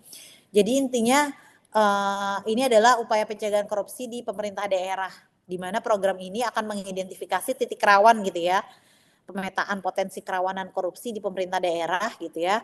Kemudian bagaimana tadi meningkatkan komitmen pejabat gitu ya di daerah untuk mendorong inisiasi dan komitmen kepala daerah dan jajaran di bawahnya gitu ya untuk tadi berkomitmen melakukan pencegahan korupsi, termasuk nanti implementasi sistem. Mereka telah mengimplementasi sistem yang bisa tadi konsistensi untuk melakukan pencegahan korupsi yang sudah dibangun. Seperti itu Bapak Ibu. Nah fokus upayanya adalah ada 8 area, yaitu ada perencanaan, penganggaran, pengadaan barang jasa, pelayanan publik, pengawasan APIP, manajemen ASN, pengelolaan badan usaha milik daerah ya, optimalisasi pajak daerah. Jadi fokus si MCP ini Ada 8 area tersebut, salah satunya tadi pengadaan barang jasa gitu ya Bapak Ibu ya. Ada untuk area pengadaan sendiri ada 3 indikator dan 6 subindikator yang menjadi acuan penilaian. Nanti mungkin Bapak Ibu yang lebih paham ada ya, mungkin yang lebih tahu nih terkait MCP ini. Setahu saya ada jaga ID itu ya. Itu tuh bagian dari si MCP ini sih, seperti itu Bapak Ibu. Tapi intinya ada 3 ini. Identifikasi titik rawan, komitmen pejabat, dan implementasi sistem yang Pemda gunakan gitu ya untuk memastikan pencegahan korupsi di pemerintah daerahnya, seperti itu.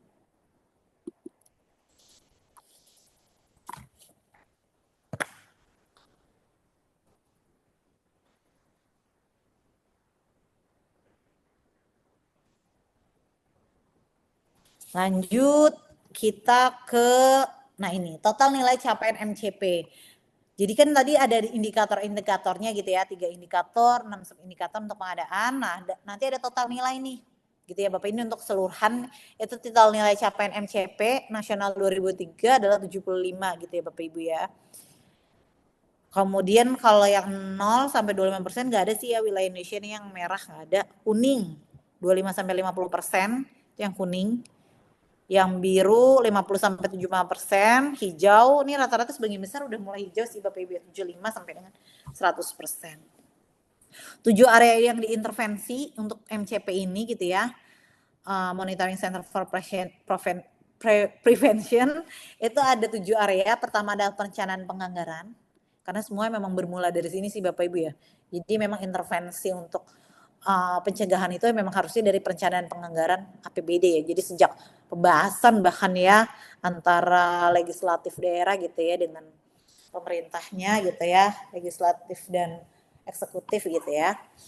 Kemudian baru ke pengadaan barang jasa, kemudian perizinan, pengawasan APIP, manajemen ASN, optimalisasi pajak daerah, dan pengelolaan badan usaha milik daerahnya gitu ya. Kemudian lanjut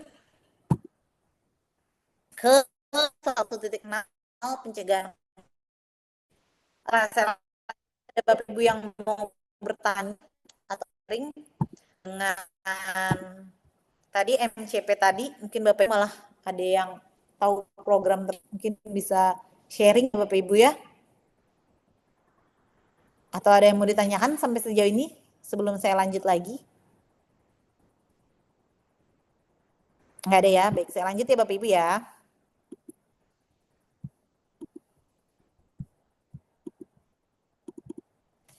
Kita ke strategi nasional pencegahan korupsi pengadaan barang jasa ya Bapak Ibu. Nah, di strategi nasional pencegahan korupsi ini itu ada 3 fokus dan 11 aksi gitu ya. Ini Stranas pencegahan korupsi ya Bapak Ibu ya, Stranas PK. Itu 3 fokusnya adalah perizinan dan tata niaga, keuangan negara itu nomor 2, fokus kedua terakhir adalah penegakan hukum dan reformasi birokrasi. Nah, untuk pengadaan barang jasa itu masuknya ke Stranas PK yang nomor 2 gitu ya, fokus nomor 2 keuangan negara. 3 itu ada yang di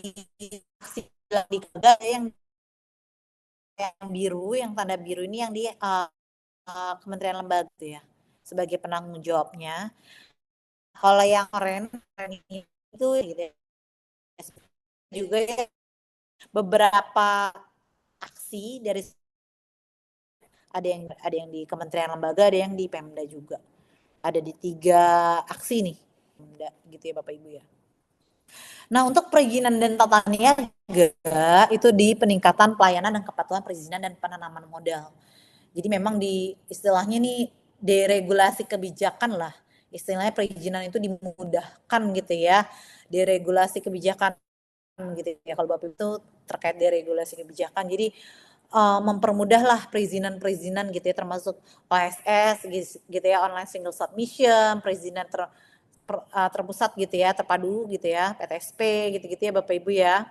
Kemudian perbaikan tata kelola data dan kepatuhan sektor ekstraktif, kehutanan dan perkebunan gitu ya, tata kelola niaganya gitu ya Bapak Ibu. Mungkin Bapak Ibu tahu yang kasus apa tuh ya, yang Harvey Muiz ya, suaminya Sandra Dewi ya.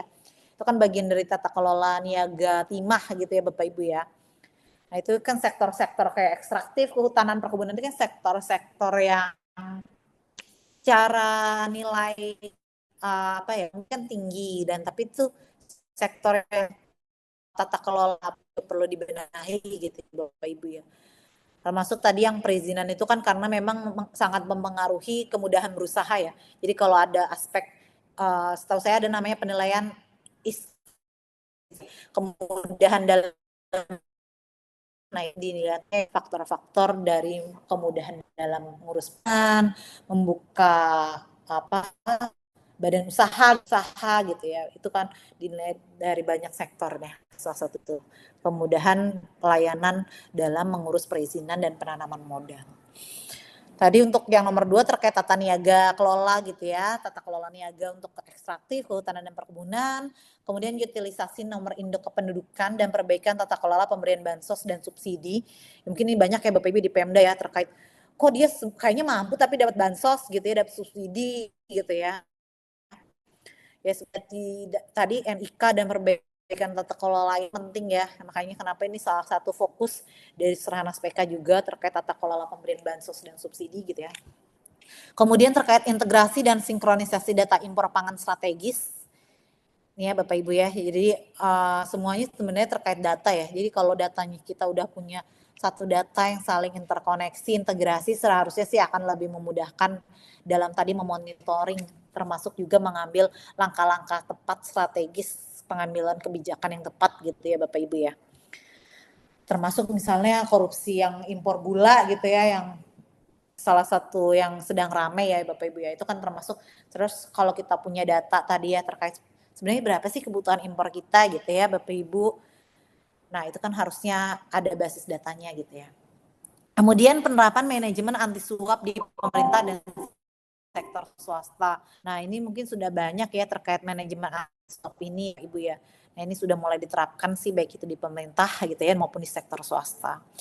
Kemudian untuk keuangan negara sendiri ada 3 aksi gitu ya. Integrasi perencanaan dan penganggaran berbasis elektronik gitu ya.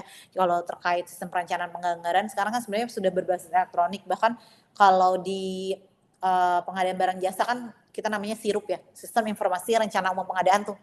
Jadi kita harapkan end-to-end proses nih. Jadi kalau misalnya Bapak Ibu tahu katalog kan kita narik data nih dari SIRUP gitu ya. Mulai dari mereka menginput gitu ya. Misalnya mereka punya DIPA nih anggaran, kemudian diinputkan di dalam SIRUP tadi Sistem Informasi Rencana Umum Pengadaan. Jadi rencana umum oleh publik. Jadi tahu nih, oh si kementerian lembaga ini, Pemda ini tuh mau mengadakan apa saja gitu ya di tahun tersebut, di tahun anggaran tersebut, di tahun 2025 ini bisa. Nanti kan mereka bisa tahu, oh nanti mereka bisa memonitor, kemudian bisa menyiapkan lah si pelaku usaha nih bersiap gitu. Misalkan kalau misalnya pengadaan yang besar kan mereka udah bisa nih nyiapin mulai dari harus nyari bahan bakunya di mana dan sebagainya gitu ya. Mereka ada persiapan lah untuk tadi bisa ikut di pengadaan pemerintah gitu ya Bapak Ibu ya. Nah dari data SIRUP itu nih ketika Bapak Ibu PPK atau pejabat pengadaan mau mengklik gitu ya purchasing kan mereka nanti nyari nih kode RUP-nya berapa sih gitu ya.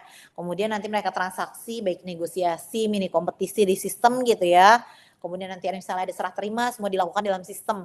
Jadi surat pesanan gitu ya, kalau itu tanda tangannya elektronik di sistem, kemudian serah terimanya BAST-nya juga lewat sistem, termasuk pembayarannya lewat sistem. Jadi karena semua end-to-end proses di dalam sistem gitu ya, diharapkan tadi semuanya termonitor gitu ya Bapak Ibu ya. Kita jadi punya data realnya berapa sih transaksi di katalog gitu, karena selama ini kan mereka melakukan pembayarannya manual gitu ya. Nah itu kan yang kita nggak bisa telusuri gitu ya Bapak Ibu ya. Kemudian peningkatan profesionalitas dan modernisasi pengadaan. Makanya kenapa terbitnya Perpres 17/2023 kalau dari sisi di Perpres 17/2023 itu tentang percepatan transformasi digital pengadaan. Jadi kita didorong gitu ya untuk tadi melakukan transformasi digital pengadaan termasuk bagaimana penyelenggaraan SPSE dan sistem pendukungnya. Termasuk peningkatan profesionalitas dari segi personil SDM pengadaan barang jasa seperti itu ya Bapak Ibu ya. Bagaimana penguatan kompetensi, bagaimana juga jenjang karir bagi para pengelola pengadaan barang jasa gitu ya. Seperti itu sih Bapak Ibu. Kemudian terkait optimalisasi penerimaan negara dari penerimaan pajak dan non pajak. Jadi termasuk tadi pembenahan terkait tata kelola penerimaan negara gitu ya Bapak Ibu ya. baik dari sisi pajak, misalnya pajak mungkin PNBP dan sebagainya sih Bapak Ibu. Kalau terkait penegakan hukum, di bagian sebagai fokus nomor 3 itu ada penguatan pelaksanaan reformasi birokrasi. Jadi bahkan sampai dibikin kementerian ya, khusus ya Kementerian Reformasi Birokrasi gitu ya, Kemenpan RB gitu ya. Bagaimana tadi fokusnya pemerintah untuk melakukan reformasi di birokrasi gitu ya. Terus implementasi Grand Design Strategi Pengawasan Keuangan Desa gitu ya, termasuk sekarang kan Perpres 46 2025 juga memasukkan terkait APBD ya, sebagai bagian dari pengadaan barang jasa pemerintah gitu ya. Udah di-state secara jelas anggaran APBD gitu ya Bapak Ibu ya, di Perpres 46 2025. Kemudian perbaikan tata kelola sistem peradilan pidana. Jadi termasuk dengan sistem istilahnya ini muara akhir ya Bapak Ibu ya. Gak masalah gitu ya, gimana sih sistem peradilan kita gitu ya. Kalau misalnya kita di awal gitu ya, pencegahan gitu ya sudah dilakukan, tapi kalau misalnya tetap ada kasus kan ujungnya tetap ada peradilan. Nah, bagaimana peradilan pidana ini tadi bisa menegakkan keadilan gitu ya bagi para pihak gitu ya. Jangan sampai nanti para koruptor jadi merajalela karena mereka merasa bahwa peradilannya itu ya tadi ya istilahnya apa ya, nggak berpihak gitu ya, berpihaknya apa tajam ke bawah tumpul ke atas gitu ya, kayak gitu-gitulah. Lanjut ke 1.7, sistem atau aplikasi pencegah korupsi. Nah, ini ada beberapa sistem, mungkin Bapak Ibu familiar gitu ya dengan sistem ini, mungkin yang Bapak Ibu pengelola pengadaan gitu ya. Tahu sirup tadi yang saya sampaikan, sistem informasi rencana pengadaan gitu ya. Jadi awal mula gitu ya, perencanaan pengadaan gitu ya diumumkan gitu ya, wajib diumumkan gitu ya. Paling lambat kan 31 Maret gitu ya. Rencana umum pengadaan ini harus diumumkan gitu ya. Jadi seluruh kementerian lembaga yang punya anggaran gitu ya untuk pengadaan barang jasanya, mereka jadi harus mengumumkan gitu biar tadi publik tahu gitu ya, bisa memonitor lah sebenarnya pengadaan barang jasa di kementerian atau lembaga Pemda itu bisa dilihat gitu di sirup ini gitu ya Bapak Ibu. Kemudian LPSE itu layanan pengadaan secara elektronik, dimana kalau sekarang ini bagian dari salah satu yang dilakukan transformasi digital ya Bapak Ibu ya, LPSE ini. Jadi kami bekerja sama dengan PT Telkom gitu ya untuk tadi mengembangkan LPSE ini nantinya. Gitu ya Bapak. E-katalog ini salah satunya. Jadi yang pertama kali dikembangkan sebagai bagian dari SE, katalog versi 6 gitu ya yang sudah rilis ya Bapak Ibu ya. Itu menjadi salah satu proyek dari percepatan transformasi digital. Kemudian Inaprok daftar hitam gitu ya. Jadi kalau ada penyedia yang di blacklist gitu ya, yang tadi baik itu 1 tahun atau 2 tahun gitu ya di blacklist gitu ya, dinyatakan dengan keputusan KPA nih dia nggak bisa lagi pengadaan barang jasa pemerintah gitu ya, di misalnya selama 2 tahun gitu ya, itu nanti dia nggak bisa tender, nggak bisa katalog dari daftar hitam, jadi dia nggak bisa melakukan penawaran, nggak bisa ikut tender gitu ya, ataupun ketika di katalog ya dia nggak bisa tayang gitu ya, ataupun bertransaksi di aplikasi katalog. Kemudian nih ada, ini logo apa ya? Saya lupa nih. Ada e-pengaduan kalau nggak salah ya, e-pengaduan itu jadi kalau e-pengaduan itu kayak semacam whistleblower ya gitu ya Bapak Ibu ya, di mana nanti para pihak dijamin gitu ya keamanan informasi ya terkait keamanan informasi data pribadi, siapa yang melapor gitu ya, nah itu bisa pakai e-pengaduan. Kalau sikap ini terkait sistem informasi kinerja penyedia, jadi sikap ini istilahnya kayak vendor management sistemnya lah gitu ya. Jadi kita bisa lihat nih kinerja penyedia mulai dari aspek legalitas, aspek personil, peralatan gitu ya, SDM gitu ya, peralatan material dan sebagainya, harusnya termasuk kinerja dia gitu ya, itu bisa nanti dikembangkan di sikap ini. Jadi sikap ini nantinya akan menjadi vendor management system terpadu gitu ya, di mana nanti kinerja para penyedia gitu ya bisa diambil dari sini gitu sih Bapak Ibu. Nanti ketika memang akan dikembangkan nih salah satunya si sikap ini sih akan dikembangkan untuk percepatan transformasi digital. Jadi memanfaatkan data sikap ini untuk tadi mengelola kinerja penyedia gitu ya. Karena kalau pakai daftar hitam kan sekarang kadang percuma ya, misalnya kita nge-blacklist CVA atau PTA gitu ya. Sekarang kan mudah ya untuk membuat badan usaha baru ya gitu ya Bapak Ibu ya. Nah jadi lebih daripada menekankan lebih ke arah sanksi-sanksi kayak daftar hitam dan sebagainya, lebih ke arah kita gimana fokus di kinerja penyedia. Jadi kita lebih ke prefer untuk tadi gimana sih kita memberi reward ke para penyedia yang bekerja baik gitu ya, baik entah dia bisa di repeat order atau menggunakan rating gitu ya. Jadi lebih ke arah kita ke insentif gitu ya, reward gitu ya, daripada kita memberikan sanksi. Ternyata kayak sanksi data return sekarang juga mudah gitu ya untuk membuat badan usaha baru dan sebagainya. Jadi percuma juga kita nge-blacklist 2 tahun ya, tinggal bikin badan usaha baru gitu ya. Kalau Sentrum ini setahu saya kayak single sign on ya Bapak Ibu ya. Jadi akses untuk SPSE gitu ya, itu bisa pakai Sentrum, termasuk untuk melihat profil kinerja penyedia dan sebagainya, termasuk akses ke sistemnya SPSE. Ini yang mengelola Direktorat Sistem Pengadaan Digital namanya sekarang. Direktorat Sistem Pengadaan Digital. Dulu namanya Direktorat SPSE. Ini yang mengelola si Sentrum ini. Terus ini ada toko daring. Nah, toko daring ini kalau sesuai Perpres 46 2025 sih sebenarnya nanti dia melebur ya. Jadi nanti arahnya sih memang semuanya akan katalog gitu ya.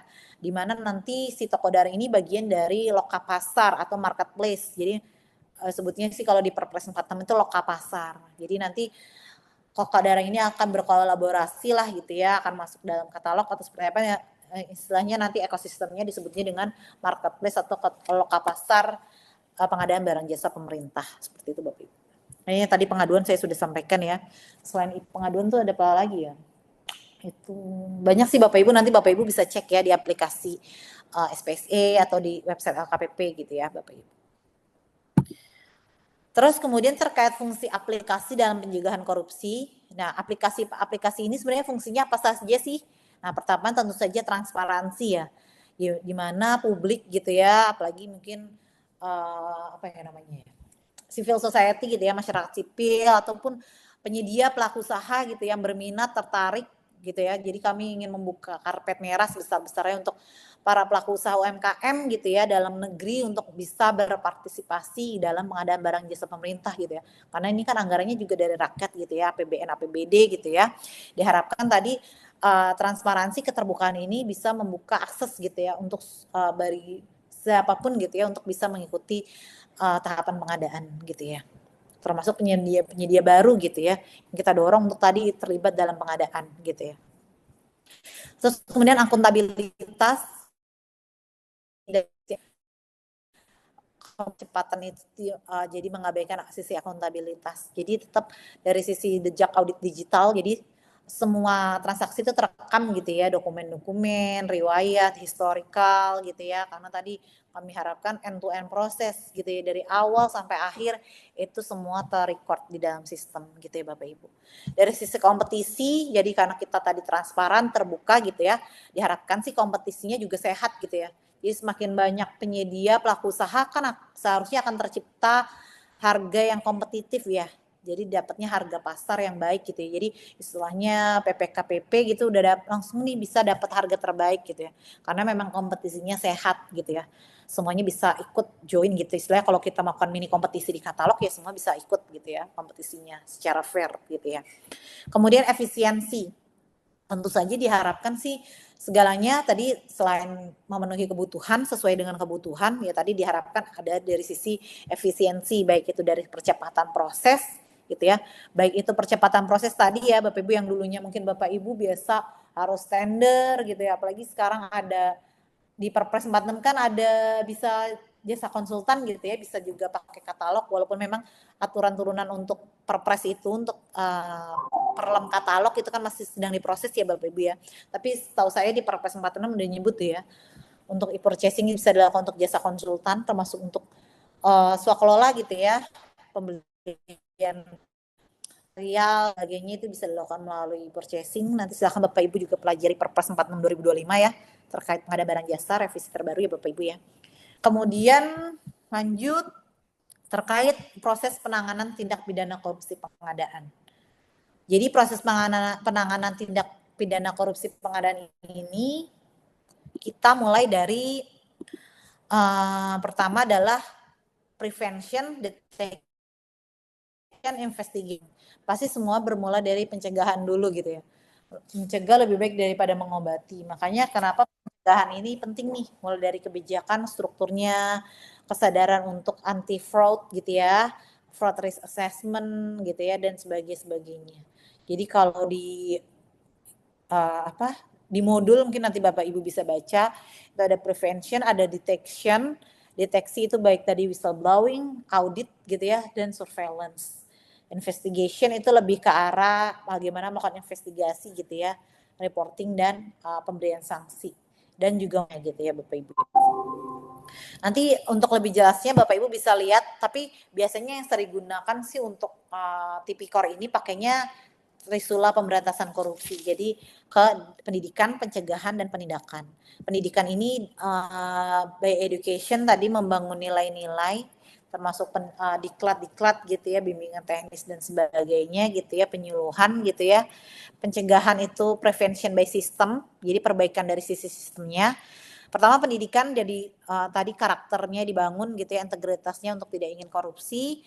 Prevention dari perbaikan sistem gitu ya, menutup celah-celah gitu ya untuk melakukan korupsi. Itu dari pencegahan kan, kemudian penindakan. Jadi untuk bagaimana efek jerahnya. Jadi enforcement-nya seperti itu Bapak Ibu. Baru ditambahkan dengan peran serta masyarakat gitu ya, civil society untuk tadi memantau, memonitor mulai dari tahapan awal gitu ya, perencanaan pengadaan sampai dengan nanti terakhir misalnya pelaksanaan pekerjaan itu sendiri gitu yang bisa dimonitor oleh masyarakat publik gitu ya. Nah, itu biasanya strategi Trisula ini sih yang lebih ditekankan untuk proses penanganan tindak pidana korupsi gitu ya.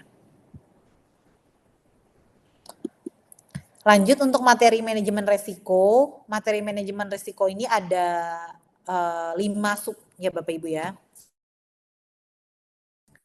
Nah, mulai dasar resiko gitu ya. Ada identifikasi, analisis, strategi mitigasi, ada manajemen resiko pemilihan gitu ya. Manajemen korupsi dalam kontrak, terakhir adalah manajemen korupsi dalam mengelola pengadaan barang jasa secara swakelola. Jadi manajemen resiko ini dibagi juga sesuai jenis kompetensi gitu ya Bapak Ibu ya. Mulai dari perencanaan, pemilihan, pengelolaan kontrak sampai dengan nanti ada swakelola seperti itu. Nah, di sini ada definisinya dulu Bapak Ibu terkait tadi risiko, manajemen risiko dan manajemen risiko korupsi. Kalau risiko sendiri artinya adalah kemungkinan terjadinya suatu kejadian yang dapat mengaruhi pencapaian sasaran entitas. Di mana risiko didefinisikan sebagai kemungkinan kejadian yang mengancam pencapaian tujuan dan sasaran instansi pemerintah. Seperti itu. Jadi kira-kira kalau risiko itu kemungkinan apa nih yang terjadi gitu ya Bapak Ibu ya. Bapak Ibu dulu lebih paham ya terkait risiko ini.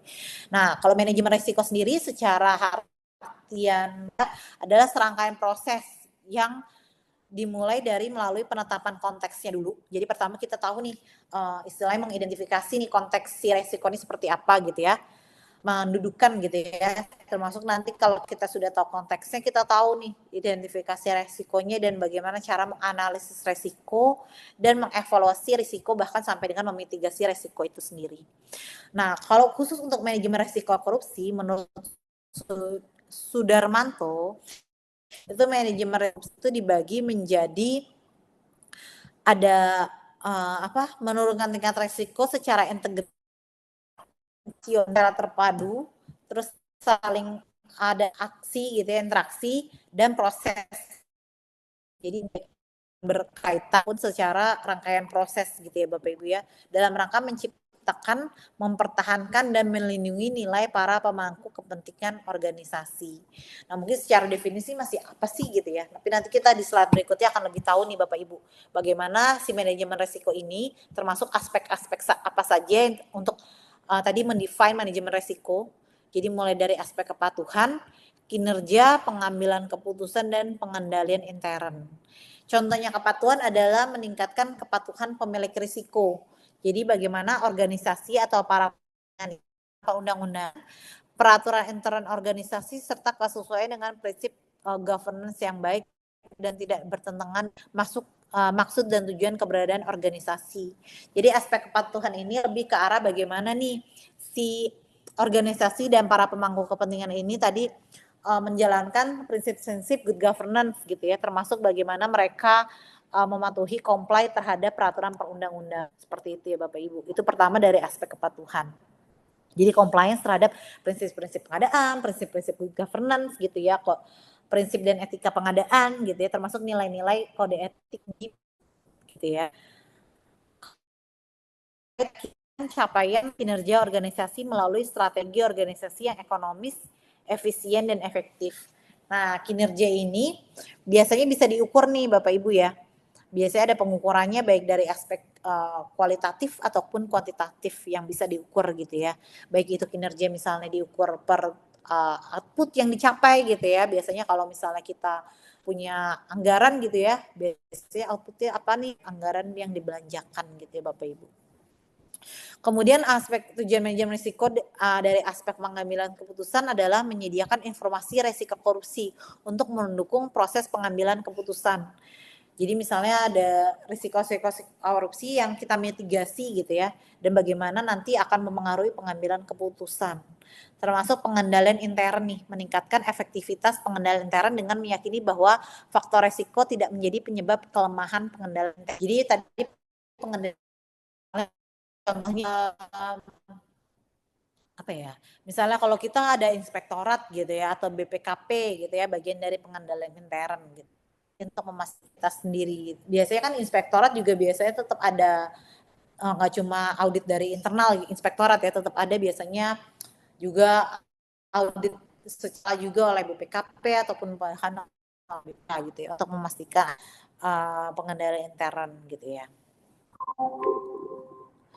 Lanjut proses manajemen risiko, di sini pertama tadi penetapan konteks, jadi komunikasi dan konsultasi, dan kemudian ini kayak alur sih Bapak Ibu ya, yang saling berhubungan sih sebenarnya Bapak Ibu ya. Jadi dari komunikasi dan konsultasi yang dilakukan, itu nanti berlanjut ke pemantauan dan review, di mana di masing-masing ini ada lagi turunannya gitu ya, ada penetapan konteks terlebih dahulu, jadi bagaimana nanti kita dari resiko-resiko yang ada gitu ya, kita nanti identifikasi resiko-resiko tersebut, menganalisisnya, mengevaluasi, dan terakhir memitigasi, seperti itu. Nah, nanti masih konteks bagaimana kita gitu ya, para pihak termasuk misalnya Kementerian Lembaga Pemda, itu mengidentifikasi lingkungan di mana pengelolaan resiko ditetapkan, untuk mengetahui dan menetapkan pihak-pihak yang saling berkepentingan dengan proses pengelolaan risiko dari hasil dari proses tersebut untuk menetapkan ruang lingkup dan tujuan penerapan pengelolaan risiko, kondisi yang membatasi, dan hasil yang diharapkan. Jadi misalnya gini, di sini kan konteks yang dimaksud misalnya kita